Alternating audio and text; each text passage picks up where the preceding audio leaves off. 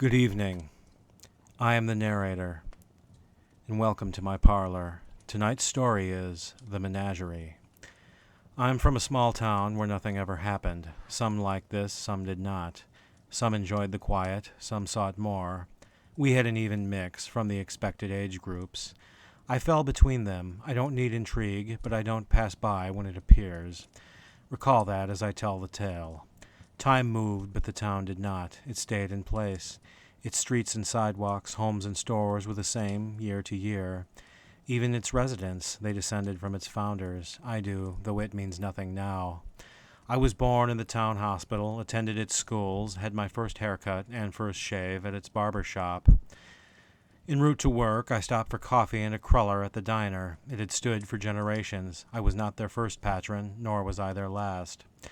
We were surprised when the unthinkable occurred. A new business had opened, not niche, a pet store. In a city, it would have gone unnoticed. There, it was an event, even if no one went.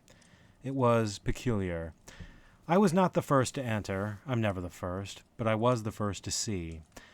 I had always enjoyed nightly strolls down Main Street, through the park, and back again through Main Street. I could walk unhindered, our town's sole selling point. I was returning home one night when I first saw it. It was, on the surface, unremarkable. One story, brick, like all the rest. But for the light in its windows, unheard of at night, I would have passed it by. The windows were fogged, blocking sight. My curiosity piqued. I yearned to meet the owner and learn the nature of his business. Its exterior offered no clues. It hadn't even a sign. Naturally, I assumed the worst. A drug den? It wasn't, though looking back, I wish it was. My next move was unwise. Seeing the streets and sidewalks empty, I crept forth. I did not intend to enter, but simply to glimpse inside. I moved slowly, assuming I was being watched. There I stood aside and peered through the window. Though I heard no steps, no movement, I felt it was occupied. Then the outline of a face appeared on the glass, slowly forming from squares and circles. Startled, I backed off. One would expect the owner to step out, gun in hand. He did not. I peered again, this time from an angle. The face remained, fading slowly to nothing. Unnerved, yet relieved, I spun and hastened home. The distance grew until I eased at last, yet its image stayed with me. I worked to dispel it, focusing on sights long known, sights of nothing suspect. Upon returning home, I trudged to bed, a little unnerved but entranced. I woke to a standard morning and performed my routine. The night before pressed on me as I showered with lukewarm water, ate my lukewarm breakfast, and donned my discount clothes. I was off from work, which usually meant I would do nothing. Today was the exception. I returned to Main Street, to a very different scene. The sun shone, the sky was blue, stores were open and streets alive. It was, in short, the street I'd walked since childhood. And yet, I was again uneased. I had questions. Would the store be open? Would it have a sign? Would it have customers, and if so, how many? Would the face be the owner's, ringing items? These would soon be answered, though not as expected. The store appeared ahead, as before, with but one difference. Its windows were dark. I planned my move. There was no cover of darkness at 9 p.m., even if it seemed abandoned. I reached the end of the street. When sure I'd no observers, I crept behind the building. There were no windows and no parked car. Only a door I shook and saw was locked. Whatever its business, it was done by night. I pressed my ear to the door and heard sounds.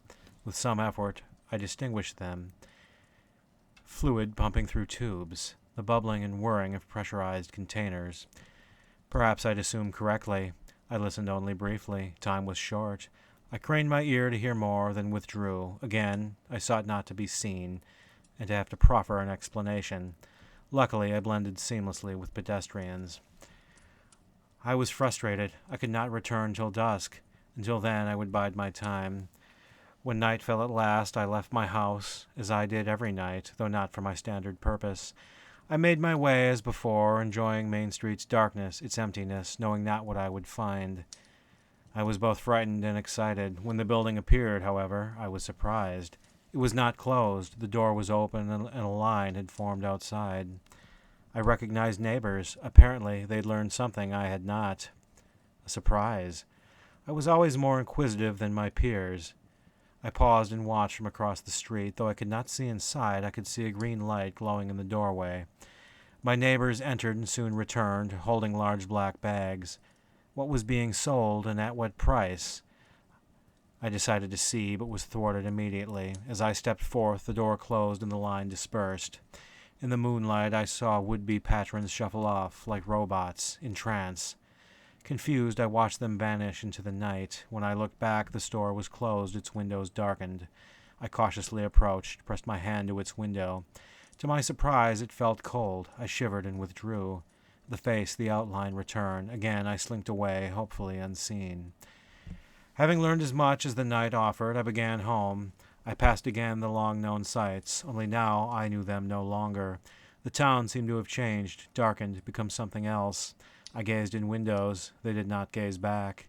I gazed at doors, knowing they would not open. Surely this was but my imagination. I saw a number of those from the line returning to their homes, again stiff, mechanical, seemingly blind to their surroundings. I called to them, hoping to glean something. They only moved ahead like I weren't even there. My confusion grew, and the darkness was not that of night. The whole town seemed to be changing, and I was not. A spell had been cast, on them though not on me. A gap was growing, and for that I felt fortunate. I was never happier to arrive home, at last a place where I could process. I ran up my front steps and locked my door and windows, then trudged directly to bed. Though unnerved, I slept soundly. When I awoke, I dread what lay ahead, an 8-hour work shift. It was not the work I feared, but my co-workers. Would they too be entranced? I had not seen them there, but they could have been. Soon my empty cupboard outweighed my apprehension. Tension mounted as I walked. I savored every second between me and the reveal. When I at last arrived and assumed my station, however, I was relieved. My workmates were normal and seemed unaware of the store's existence. I was first hired with a second man with whom I'd worked since. We never socialized otherwise, but had a rapport. Indeed, he was my one confidant in the building. He, like the others, seemed unaffected. I expected nothing less. He was always independent, prone to criticism, not to crowds. Had he been like those I'd seen, I would indeed be frightened. Naturally, I sought his opinion and asked soon as I could. He obliged, having seen it himself, clearly knowing more than I. And so I heeded as he divulged. It was a pet store, its specialty, exotic companions. The owner, for reasons unknown, worked alone from behind a black-tinted window. He did not even speak, instead giving and getting notes through a slit beneath. None of his customers, in fact, had seen or heard him. Indeed, he worked only at night. Beyond this, mystery. He had not said where he was from or why he came. We did not even know when he did, as there were no moving trucks. He called his pets exotic, and we can only assume they were. He required they be moved in canvased boxes to ensure they were unseen. We knew not what they were and where he got them, only that their new owners grew obsessed to the exclusion of all else. I was at a loss what to do with this information. I pondered to no avail. I bid my friend and job adieu as always and returned home. The sun set early, as was the season. Blood red faded to black. The owner seemed to work by darkness, not by time. Though it was only evening, I saw my neighbor returning home, black box in hand. It was one like I had seen, a cause for great alarm. I had known him many years and always found him rational, like my workplace confidant. The owner's influence, I feared, was greater than I'd assumed. I watched him open his front door. I focused on his box. What lurked inside? Were I to open it, what would I see? He entered. My thoughts followed. This was a chance. With caution, I could see these creatures and their effects. I waited, of course, for nightfall, for his lights to dim. Then I slid out my back door, opening and closing it quietly. There I scanned my neighbor's yard, his home, and windows. Luckily, my path was clear. Once in his yard, I had to find a spot where I could see unseen. This was his back porch, so obvious I was a fool not to have at first noticed. I crouched behind it and peered upward, straining to see in his window. He appeared just when I thought he wouldn't, holding the box beneath his arms. He stood it on his table, opened its lid, and placed it aside. The next sight was most important, yet I saw but silhouettes. I continued watching nonetheless. He stood back as white light glowed from the inside, lighting the table. A black form appeared therein, shifting from side to side as if waking from slumber. Then, light notwithstanding, it was still but a shadow. My subject reached forth, and his acquisition crawled into his arms. He lifted it in the air, holding it like a child, then turned and ducked. I glimpsed his eyes, glazed, pupils dilated. Unnerved, I slowly backed off. I resolved to return to the store for whatever it was worth. Though already uneased, my previous fear was far exceeded. I had to do something, though knew not what or at what risk. His eyes propelled me forth. I hastened to Main Street, paying no heed to would-be observers. Caution was pointless. Townsfolk surrounded me, trudging lockstep, not sensing me at all. We arrived as one. They formed a line, each filing in place. They could not see me, but I feared the owner could. I hurried across the street and crouched behind a letterbox. The waiting game commenced. I watched bewildered as, one by one, they trudged in and out, returning with a box. Not once did they speak, not once seemed they aware. In time the procession ended, each dispersing to the streets and to their homes. As I waited, I heard their steps, heard their doors open and close, both like well-oiled clockwork. In time, the sound ceased and silence fell. I breathed deeply and crossed the street. Nothing blocked me, but I felt my every step repelled. Seconds felt like ages. When I arrived, I felt acknowledged, awaited. Again, I breathed deeply. I crept around the side and to the back, to the door I had listened through. Now I would see what lurked behind. I cocked my ear and heard the same. I recoiled, but civic duty stilled me. Then I gripped the knob. It moved on its own, again, as if I was awaited. In the doorway was utter darkness, seemingly immune to the moon. I breathed again and stepped forth on a solid surface. I stepped again and learned it was a staircase. The door stayed open behind me. Luckily, the wood was thick and the air was calm. My feet met cement. By then, the sounds were clear, their source in close proximity. I stepped again, only for a wall to block me. I ran my hand down it and found a knob. Open it. The words sounded in my mind. I complied with hesitation. The door creaked open. I crept in. The room, too, was unlit. Though I could see nothing, I knew it his base of operations. Buzz, drip, ooze.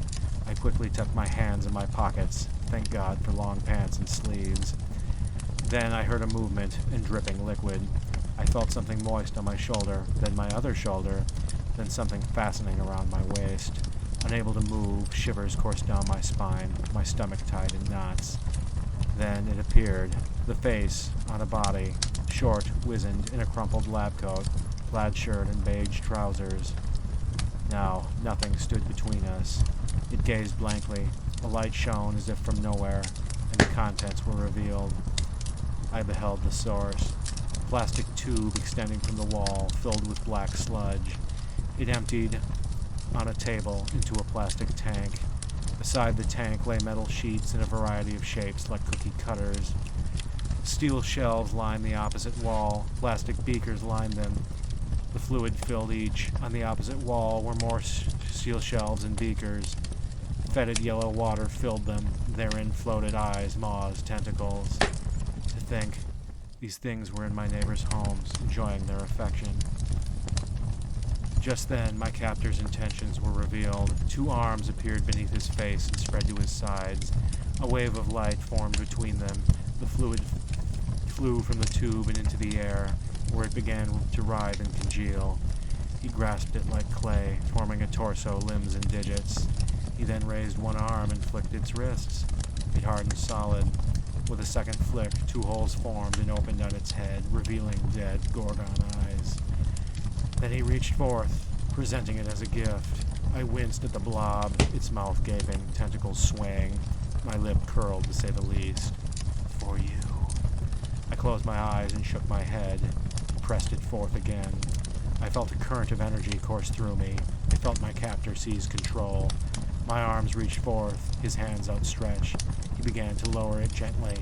I felt it now, moist and malleable. My apprehension faded. My hands clutched it tightly, lest it fall to the floor, and brought it to my eyes. Go on. He needn't have told me. I brought its face to mine, then pulled back gently, fluid dripping down my chin.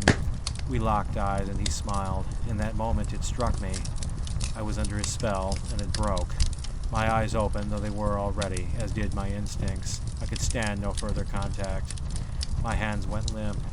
It fell to the floor, splattering on impact, spraying black ichor all around.